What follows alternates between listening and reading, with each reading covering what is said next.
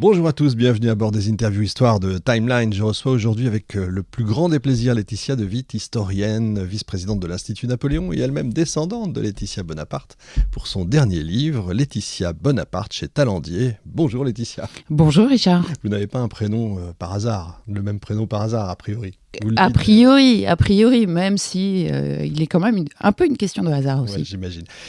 J'ai été très surpris en regardant, parfois je regarde TikTok parce que j'ai une fille et j'essaye de regarder un peu ce qu'elle regarde, et j'ai été très surpris, j'ai vu des micro-trottoirs. Les Français ne connaissent plus Napoléon. Ça, c'est absolument dingue. Napoléon. Alors, Napoléon, vous me surprenez. Je pensais qu'on allait parler de Laetitia. Là, on va parler de Laetitia, surprise. Mais alors justement, à quelqu'un qui ne connaît pas Napoléon, j'ai entendu, c'est peut-être un peintre. Je vous jure, il y a de quoi vraiment tomber par terre. Ah oui, là, je tombe par terre.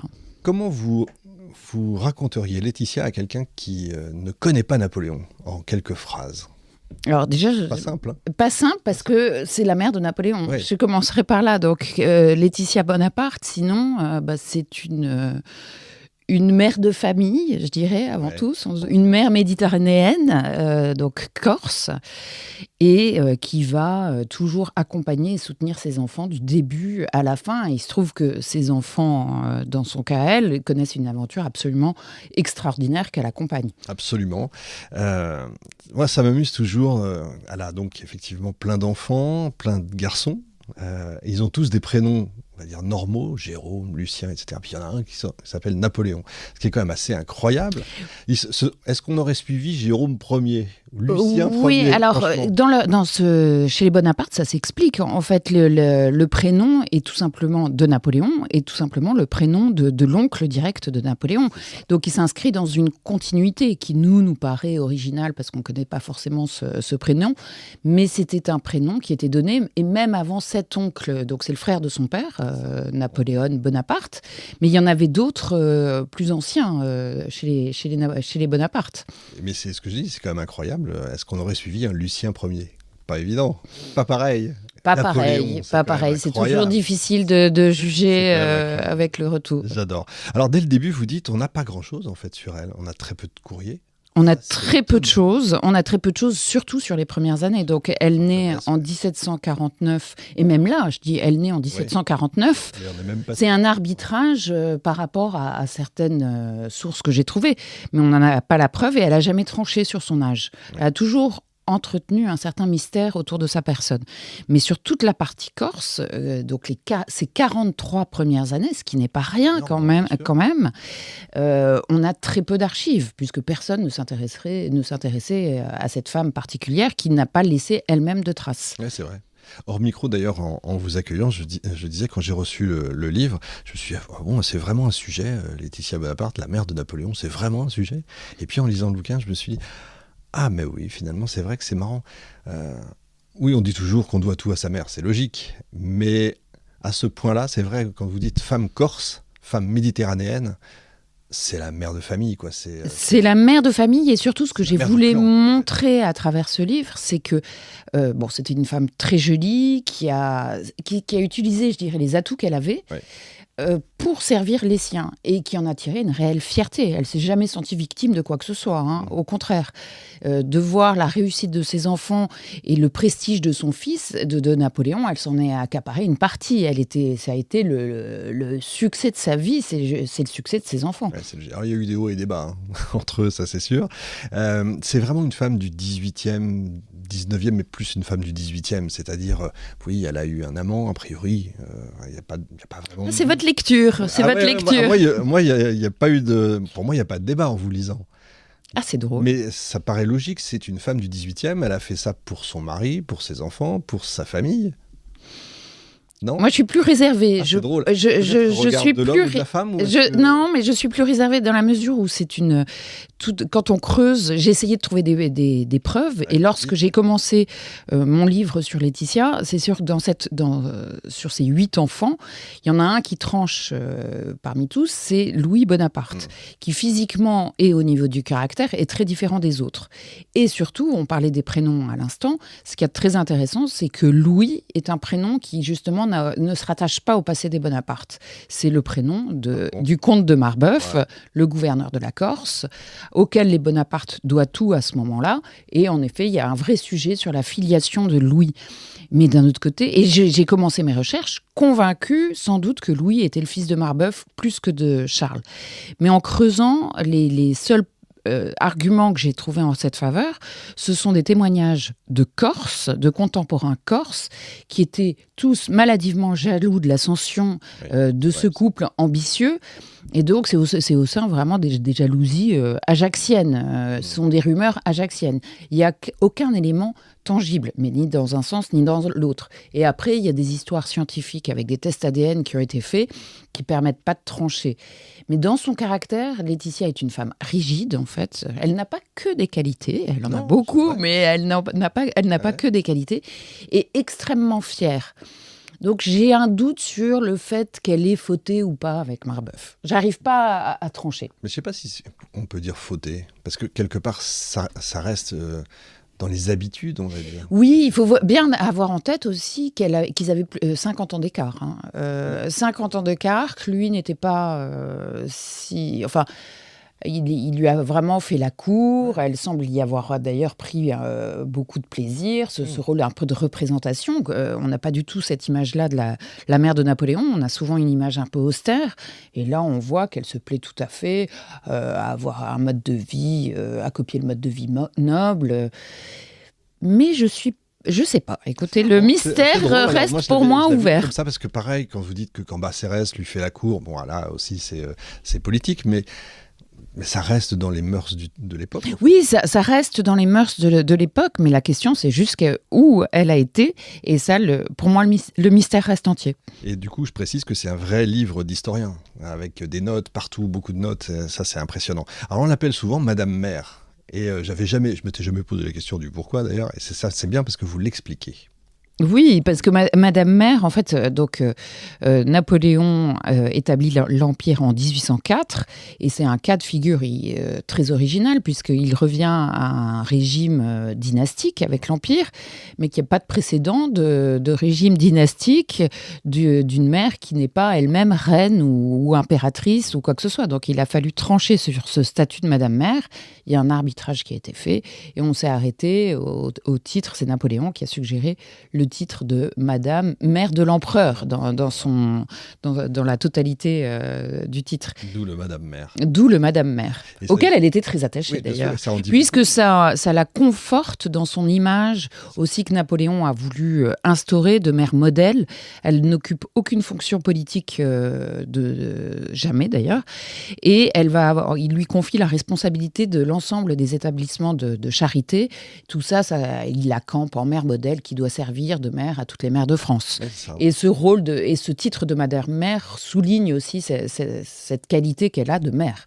Ce qui est bien avec ce livre, votre livre, c'est que ça remet en cause l'image caricaturale en fait du personnage. Vous disiez effectivement, on la voyait comme austère, j'allais presque dire pas importante, elle n'est pas là le jour du sacre. Oui, bon. Pour moi, c'était ça l'image. Oui, c'est fou quand même. C'est une mère et c'est une famille, j'allais dire. Et on ne peut pas comprendre Napoléon et sa politique si on ne comprend pas ce fonctionnement de clan et de famille. Il va d'ailleurs fonder un système de famille pour gouverner. Et elle tire les ficelles quelque part de ce clan, à l'élément fédérateur du clan. Et d'ailleurs, sous l'Empire, son rôle de mère, je vais dire, va évoluer. Dans les premières années, c'est vraiment la mère qui se consacre à sa famille, à ses enfants, à la petite enfance, à l'éducation, à tout ça. Et après, avec l'Empire, ça évolue. Elle perd sa caractéristique de chef de clan, mais elle est là pour arbitrer les tensions entre les uns et les autres.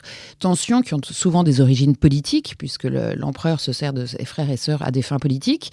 Et même si elle n'a pas de pouvoir politique, Laetitia Bonaparte, elle va avoir ce rôle très important d'essayer de maintenir l'équilibre du clan.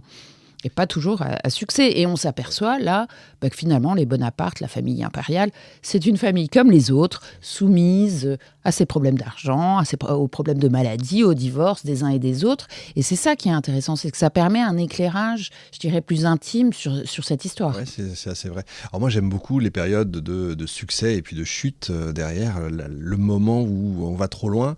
Et c'est amusant de penser que malgré toute l'aura qu'elle peut avoir sur ce clan, la force, la puissance qu'elle peut avoir, elle n'a pas agi sur son fils au moment où il est allé trop loin. Oui, ce qu'il faut bien voir, donc elle résonne en mère de famille et un peu en chef de clan. Il y a et Napoléon, quelque part, va lui échapper. Ils ont des traits de caractère communs, d'ailleurs. Ils sont assez déterminés, assez disciplinés. C'est une femme extrêmement rigoureuse. Et sans doute, Napoléon a les mêmes choses. Donc, ils peuvent avoir des relations un peu conflictuelles, parfois. Et sous l'Empire, elle va se confronter à Napoléon, mais il y a deux choses qu'elle ne va jamais accepter chez Napoléon. Ce sont quelque part ces deux mariages. Oui. Le premier avec Joséphine, surtout en effet le premier, parce qu'il épouse non seulement une veuve, mais surtout une femme qui a déjà 2 enfants. Donc, aux yeux de Madame Mère, Napoléon va rentrer dans une autre famille. Et elle va jamais tolérer ça. Et donc, tous les avantages qui vont être accordés par Napoléon à ses beaux enfants, à Hortense et Eugène de Beauharnais, elle va toujours voir ces avantages comme autant d'avantages qui échappent à ses propres enfants. Et après, vous ayez allusion à la fin de l'Empire, elle ne va jamais accepter vraiment le mariage avec Marie-Louise. Là, les raisons sont différentes. Elle va ne plus comprendre son fils, voir un Napoléon qui est fasciné de rentrer dans la famille des rois, et elle ne va jamais croire à ce mariage, et elle ne va jamais penser que Napoléon va être considéré comme les uns et les autres, justement, leur égal. Et l'histoire, malheureusement, va lui donner raison. Mais c'est assez touchant, je trouve, dans la toute fin de l'Empire. D'un côté, elle est désolée de voir Napoléon qui perd pied quelque part et qui se détache de sa famille. Et d'un autre côté, elle va essayer de souder son clan, surtout dans les 2 dernières années, de souder son clan en disant il faut le soutenir dans l'épreuve.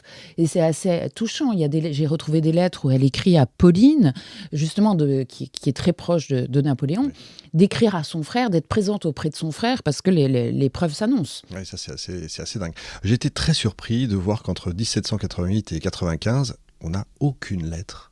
C'est quand même rare pour cette époque-là. C'est d'ailleurs pour ça que je l'ai souligné. Ouais. Nous n'avons aucune lettre, parce qu'elle se retrouve veuve à 36 ans. Et là, elle va se retrouver à devoir gérer les affaires de la famille, qui sont à ce moment-là un peu compliquées, puisque Charles Bonaparte avait connu une certaine ascension, mais qui était coûteuse. Donc, quand il meurt, il laisse à son épouse et à sa famille une situation qui est délicate. Et elle va tenter plein de démarches pour essayer d'améliorer les choses. Entre autres, elle va écrire directement au gouvernement français, au ministre de la Guerre, ou surtout... pas au ministre de la Guerre, mais Charles avait fait des mauvais investissements sur des mûriers, donc elle va essayer d'avoir des dus que devait le gouvernement. Donc là, on la voit très impliquée, on a ces courriers-là. Mais après, sur toute la période de 1788 à 1795, qui est donc la période révolutionnaire, on n'a aucune trace, mais je dirais même de l'ensemble des Bonaparte. Ah, c'est l'ensemble. Ouais. Il y a très peu de courriers. Il y a quelques courriers de Napoléon et de Joseph, mais la période était tellement troublée qu'on a peu de choses. Oui, effectivement. Les idées reçues, selon vous, les plus tenaces autour de ce personnage qui finalement est important? La première, je dirais que c'est qu'elle est... on a souvent l'image d'une femme illettrée. On connaît tous son pourvux-que-ça-dour prononcé avec un fort accent corse. On a l'image d'une femme peu cultivée. En fait, elle naît dans un milieu, et j'ai beaucoup insisté là-dessus, elle naît dans un milieu politisé et éclairé. Oui. Elle sait lire, elle sait compter. Alors, elle n'a pas la culture d'une femme savante, d'une mondaine du 18e qui animait un salon à Paris, c'est sûr. Mais c'était une femme très pragmatique et dans un milieu déjà évolué. Donc ça, c'est déjà la première idée reçue, je trouve, qui est importante à souligner. Et la deuxième, c'est sa radinerie. En effet, le pourvux-que-ça-dure le souligne aussi. Bien sûr, elle comptait, c'était une redoutable femme d'affaires. Elle a été connue sous l'Empire pour toujours demander plus à Napoléon. Elle avait déjà un traitement énorme et elle a sans cesse, elle a essayé elle a demandé encore plus, ce qu'elle obtenait, et c'était pour économiser. Elle n'avait pas un train de vie immense, mais elle avait une espèce d'angoisse qui l'amenait à accumuler. Elle avait connu des débuts difficiles en Corse, elle avait vu son mari tout perdre, et l'argent venait combler une espèce d'angoisse pour l'avenir, ce qui s'est révélé assez malin, j'allais dire, presque, puisque sous l'exil, elle va avoir un rôle important auprès de ses enfants pendant l'exil, et elle va pouvoir leur porter secours. Ouais, c'est ça, elle va continuer d'être le chef de clan. Plus que jamais, presque. Bien sûr, c'est vrai.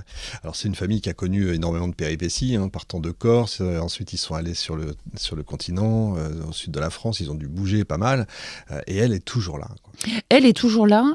Elle est extrêmement attachée à la Corse. Et donc, pour ses enfants, elle est prête à tout et à quitter son pays.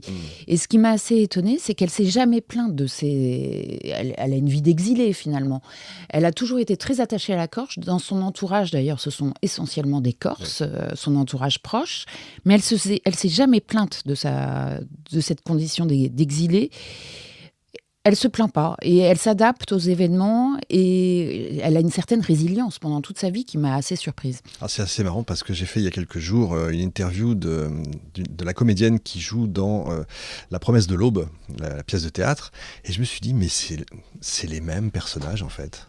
Bon, sans l'excès. Je vous disais en introduction la mer méditerranéenne. Ouais. Au fond de ma pensée, je pensais la mer juive. En fait, il y a un proverbe juif que j'avais hésité à mettre en tête de mon livre, qui est Dieu ne pouvait pas être partout, il inventa la mer. Vous le mettez dans le livre, mais effectivement, il n'est pas en tête. Mais... Ouais, donc, oui, ça résume pour moi La promesse de l'aube, le livre de ma mère, tout ça, on est oui. On est d'accord. Sans la folie quand même, parce qu'elle était quand même un peu spéciale, la mère de Romain Gary, mais enfin bon. Et il y a un autre personnage qui m'a fait penser à elle, c'est la mère de Louis de Funès. Parce que c'est assez étonnant. Ils se ressemblaient beaucoup. Louis de Funès dit « Je ressemble beaucoup à ma mère et je dois tout à ma mère ». Il dit les mêmes choses. Une femme forte, pareil, méditerranéenne, pareil, puisqu'espagnole, très forte, qui partait dans des colères épouvantables et noires, qu'a utilisé Louis de Funès. Et je me suis dit « Mais c'est les mêmes personnages, en fait ». Oui, et d'ailleurs, Laetitia Bonaparte était très coléreuse aussi. C'est ça. Oui, c'est une femme forte, mère de famille jusqu'au bout des ongles. Il y a certainement des points communs. Ouais, c'est assez étonnant. Ce qui est intéressant aussi, c'est qu'on découvre la Corse au XVIIIe siècle. Enfin, c'est pareil, je m'étais jamais... moi, pour être très honnête, moi non plus, et ça m'a beaucoup intéressée, cette Corse qui est tiraillée entre Gênes, donc la Corse est sous la domination de la République de Gênes depuis le XVe siècle, et Gênes, à cette période-là, n'a plus les moyens de sa politique corse, et donc va régulièrement faire appel à la France, qui va venir en soutien, mais entre-temps, il y a aussi les ambitions corses qui se réveillent, il y a des aventures, et je dois avouer que c'est passionnant. Ouais, et en fait, je me suis dit, mais je devrais faire une émission sur l'histoire de la Corse. Ah oui, je vous engage à le faire. Ouais. Les rapports avec Paoli sont passionnants aussi, on hésite. Donc c'est une femme tiraillée.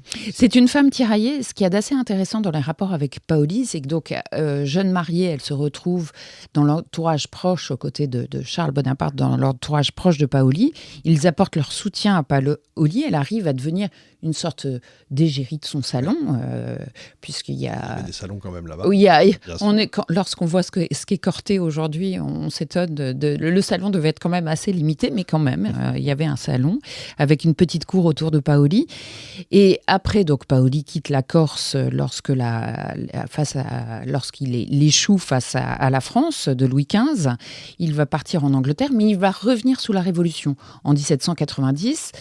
Et ses fils, enfin les deux aînés, Joseph et Napoléon, vont dans un premier temps se rallier à la cause de Paoli, mais qui va toujours rester méfiant. Et ce qui est assez intéressant, c'est que Laetitia, finalement, elle est de la génération plus de Paoli. Les fils sont plus jeunes. Oui. Et elle l'a connu, elle comprend sans doute le fonctionnement de Paoli, l'attachement corse, tout ça, son projet de Corse indépendante. Mais elle ne va jamais complètement s'y rallier, elle va avant tout soutenir ses fils. Oui, c'est ça. Et ce qui les quitte à quitter son île. Et c'est ce qui va arriver, effectivement. Est-ce que c'est difficile d'écrire une biographie quand on a peu de sources ? C'est très compliqué, surtout de ne pas inventer ce que vous ne faites pas, c'est bien d'ailleurs. J'espère avancer avec honnêteté vous ne savez pas, vous le dites. Voilà ce que je dis. Et après, il y a certaines suppositions. Par exemple, on parlait de son enfance, il y a en effet très très peu de sources. On sait donc à peu près quand elle naît. On connaît ses parents. Il y a eu des travaux récemment menés par des historiens corses qui permettent vraiment de reconstituer son milieu familial. Elle perd son père à 5 ans. On sait que sa mère se remarie avec un officier suisse, ce qui est très original dans ce milieu très fermé qu'est Ajaccio, une petite ville de 4000 habitants. Et là, j'en déduis quand même que la vie de Laetitia, ça a suscité des tiraillements au sein de la famille entre les Ramolino, donc sa famille paternelle, et sa famille maternelle, les Pietrasanta. On en déduit quand même que c'était une enfance pas si heureuse. Après, elle a une petite sœur qui meurt à l'âge de 2 ans. C'est une enfance marquée par le deuil et les tiraillements. Et même si elle n'en a laissé aucun témoignage qui permet de l'affirmer, on peut quand même se poser les questions et en déduire certaines choses. Oui, c'est vrai. Je me suis demandé si on pensait justement les mêmes choses à l'époque qu'aujourd'hui quand on perd un enfant, enfin un frère. Bien sûr que non, puisque la mortalité faisait complètement partie de la vie. Mais j'allais dire, on ne l'a peut-être pas dit non plus, elle se marie à 14 ans, Laetitia Bonaparte, elle va avoir 13 enfants. Elle perd 5 enfants quand même, 2 enfants morts-nés. Certains, elle perd une petite fille à quelques mois. Elle va être confrontée à tout ça. C'est une femme quand même, je pense, qui n'était pas spécialement rigolote. C'était une femme assez... non, elle n'a pas l'air très rigolote. Ça, c'est sûr. Et en même temps, on n'arrive pas à la détester. Elle n'est pas méchante. Non, on s'y attache et on se dégage une certaine admiration. D'ailleurs, tous les contemporains de l'Empire, les proches de Napoléon, étaient assez impressionnés par elle, quelque part. Elle dégageait un certain respect. Sans avoir un poids politique, elle avait une influence quand même quand elle se déplaçait. À un moment donné, elle va voir un préfet en disant « je vous rappelle qui je suis quand même ». Elle était très attachée à son statut. Ouais. Son statut de Madame Mère était très important. Là aussi, les rivalités avec l'impératrice sont importantes. Elle ne supporte pas... Elle estime qu'elle devrait être la première femme de France, qu'elle est la mère de l'empereur. Et donc, elle ne comprend pas qu'elle ne soit que la deuxième, c'est qu'elle passe après l'impératrice. Donc là, il y a des histoires de préséance. Il y a d'ailleurs une anecdote que je trouve très rigolote, toujours, avec Marie-Louise, qui était, elle, la fille de l'empereur d'Autriche. Sous l'Empire, à un moment, lors d'une cérémonie officielle, Napoléon tend sa main à sa mère pour qu'elle lui baise la main. Elle refuse. Marie-Louise s'en étonne, se retourne vers sa belle-mère et lui dit « mais pourquoi ?» Et moi, j'embrassais bien la main de mon père en tant que fille de l'empereur. Et elle se retourne et elle lui dit « oui, mais moi, je suis sa mère, vous n'étiez que sa fille. » C'est extraordinaire, ça. C'est extraordinaire. Ouais, ça donne beaucoup du personnage. Elle résiste quand même à son fils, malgré tout. Elle arrive à le faire plier de temps en temps. Elle résiste, mais ce qui est assez important, ce que je trouve assez intéressant, c'est que dans les premières années de l'Empire, elle va surtout vouloir chercher à ce que ça bénéficie à son clan.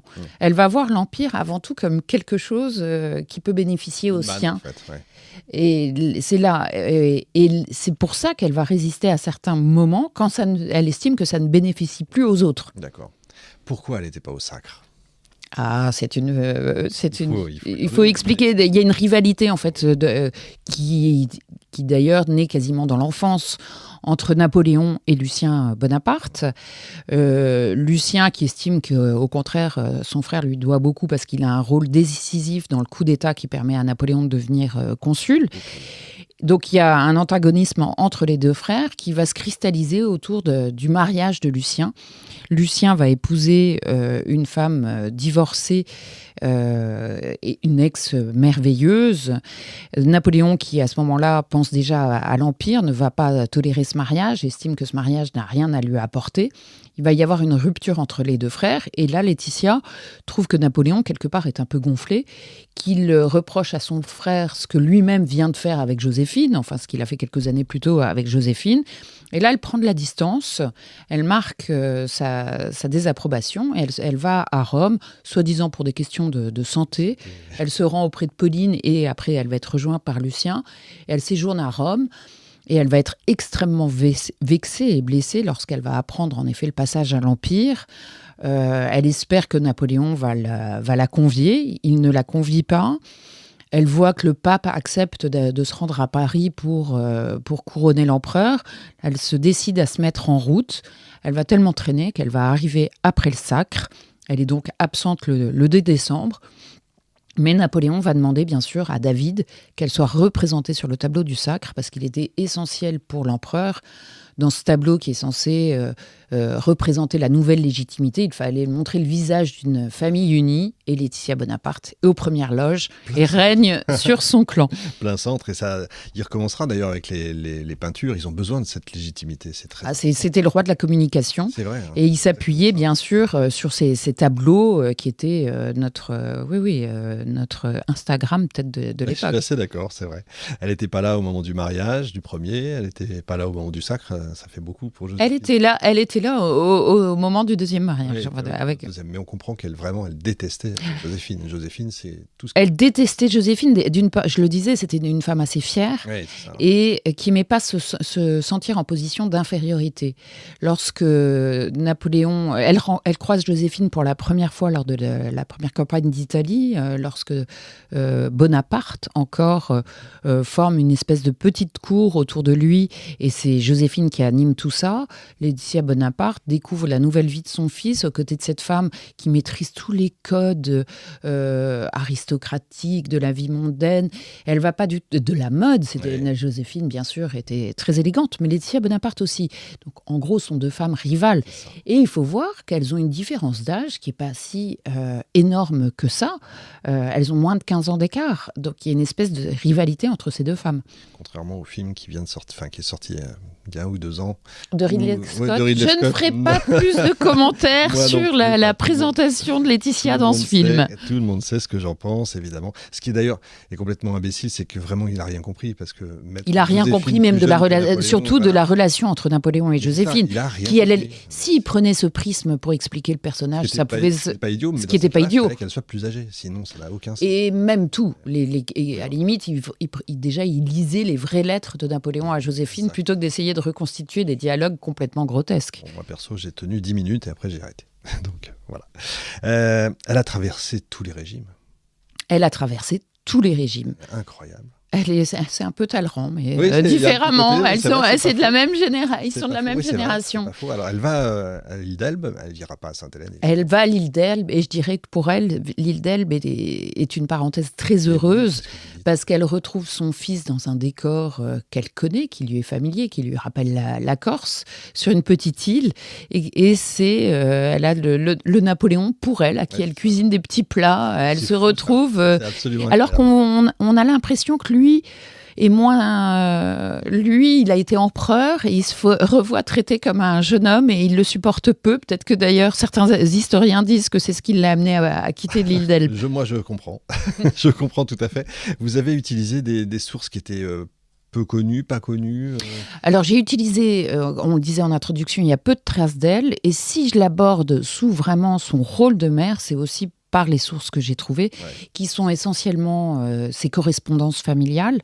Alors, elle écrivait peu, mais elle dictait tous ses courriers.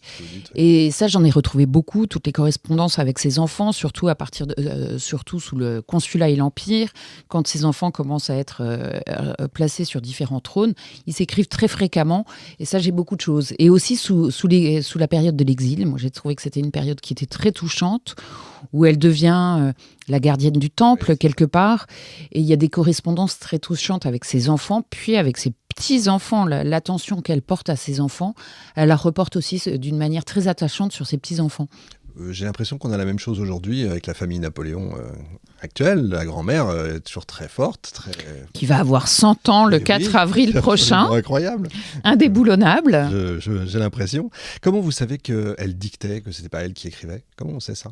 Alors d'une part parce que les lettres sont manuscrites et on voit que ce n'est pas son écriture. On a 2 courriers d'elle entièrement écrits. Et ce qui est amusant, c'est une lettre à Joséphine. Peu de temps après le mariage entre Napoléon et Joséphine, elle s'adresse à sa belle-fille, non pas pour lui souhaiter bienvenue dans la famille, mais pour lui demander de placer des corses. Et donc là, on voit qu'elle était prête à elle-même prendre sa plume pour placer les corses à gauche et à droite. C'est étonnant. Et sinon, après, à la fin de ses courriers, sa secrétaire signait pour Madame Mère, et elle portait sa signature en bas, votre chère mère, votre mère aimée. Évidemment. Le fait d'être une femme, est-ce que ça change votre regard sur le personnage ? Alors jusqu'à présent, mes biographies précédentes étaient consacrées à des hommes, et j'avais en effet très envie de m'intéresser à une femme. Je suis très amie avec l'historien Emmanuel de Varesquiel, qui pour moi est un excellent biographe, et il m'avait mis en garde en me disant les femmes sont beaucoup plus difficiles à traiter que les hommes. Lui s'est intéressé entre autres à Madame du Barry, ouais. Mais peut-être qu'elle se confie moins, ou justement, comme c'est une femme qui n'a pas de rôle politique, c'est plus difficile de percer son âme, peut-être. Et donc, à votre avis, est-ce que c'est plus simple d'être une femme pour écrire sur une femme, ou est-ce que le regard serait différent d'un homme, selon vous ? Certainement. Comme je m'interroge en ce moment beaucoup sur le fait qu'aucune femme se soit penchée sur le personnage de Napoléon. Les historiens de Napoléon sont toujours masculins. Ah, c'est vrai ça. Ah oui, non, si, j'ai un livre quand même d'une historienne. Oui, moi aussi, j'en ai, mais ils sont extrêmement rares. Ce sont des hommes qui s'intéressent à Napoléon, donc certainement le regard des femmes sur Napoléon serait différent, comme le regard d'un homme sur Laetitia. D'ailleurs, rares sont les historiens à s'être intéressés à Laetitia. Oui, c'est vrai. Laetitia Bonaparte, c'est le deuxième sujet du livre d'Alain Decaux en 1949. Et à part lui, aucun historien n'a estimé qu'elle avait suffisamment d'intérêt. Et vous êtes allé plus loin que lui sur les sources. Parce qu'il y a beaucoup de sources qui ont été découvertes depuis. On parlait entre autres beaucoup de correspondances. J'en ai trouvé même à l'université de Stanford. Internet fait des miracles, vous voyez, aujourd'hui. J'en ai découvert dans la descendance de Caroline Murat, des lettres qui sont encore dans le domaine privé. Et je faisais allusion tout à l'heure à tous les travaux qui ont été faits récemment sur la Corse par les historiens corses. Ouais. Et c'est très important, ça, pour bien remettre Laetitia dans son environnement. Et ça, c'était des travaux qui n'existaient pas du tout du temps d'Alain Decaux. Oui, je suis assez d'accord.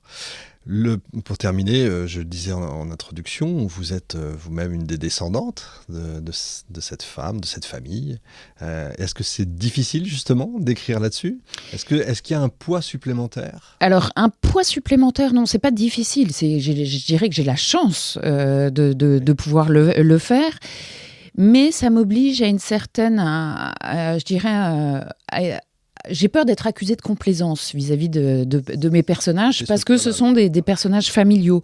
Donc sans doute, ça m'oblige à une distance supplémentaire pour ne pas justement tomber dans l'hagiographie. J'essaie d'être le plus impartial possible, mais je reconnais aussi que c'est un personnage qui m'est familier tout de même. Je porte son prénom. J'ai toujours su que Laetitia Bonaparte était la mère de l'empereur. Aujourd'hui, lorsque je présente mon livre, je fais Laetitia Bonaparte. On ne sait pas si c'est une sœur, la mère. On s'y perd un peu. Et j'ai des retours je commence à avoir les premiers retours de lecteurs qui, dans la généalogie napoléonienne, s'y perdent un peu entre la première femme, la deuxième femme. Enfin, c'est une famille nombreuse. Ouais. J'ai la chance, en effet, de relativement bien maîtriser cette généalogie napoléonienne parce qu'elle m'est familière. Qu'est-ce que vous aimeriez que les lecteurs retiennent de cette biographie ? Déjà, j'espère qu'ils passeront un bon moment, mais de voir combien l'ordinaire peut éclairer l'extraordinaire. Oui, je suis assez d'accord. C'est beau. Effectivement, joli mot de la fin. Laetitia de Witt, vous êtes formidable. Merci, je reviendrai. Je suis prête à revenir tous les jours. Avec plaisir. Laetitia Bonaparte chez Talandier. Il faut le posséder quand on aime l'Empire et quand on veut comprendre en fait une femme du XVIIIe. Et très joli livre, je dirais. Je trouve que le travail fait par l'éditeur est très réussi. Absolument. Bravo à vous et merci beaucoup.